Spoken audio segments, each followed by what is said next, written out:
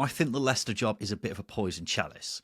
And I don't mean that just because of the ongoing threat of at least 1 point deduction and constant battles with PSR rules, but also because I think expectations there are so out of sync with where they should be. I don't mean that as a dig at Leicester fans, even though kind of is. But you had Steve Cooper sat last season when he had Leicester 16th. You had fans criticising Enzo Maresca for his style of play, even though they were miles clear at the top of the league at the time. I don't know what a good season is for Marty Cifuentes or whoever it is, what a good season would look like, but I struggle to see what would make fans happy. And I don't totally blame Leicester fans for thinking that way, because they've been conditioned over the past 10 years into seeing their team be successful and, competing above their station to a degree. Because, look, they've won the Premier League and FA Cup in the last decade, for crying out loud. So for a certain generation of fan, it must be pretty underwhelming to see your team,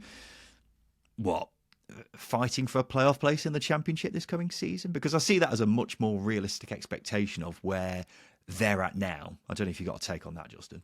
Yeah, Leicester are a very difficult one to pinpoint right now. And I think you are right to sort of put to the surface what are the expectations at Leicester. Speaking to a couple of Leicester fans that I do know, they were very open to sort of ripping up in a 3-year rebuild, which I think is probably more on the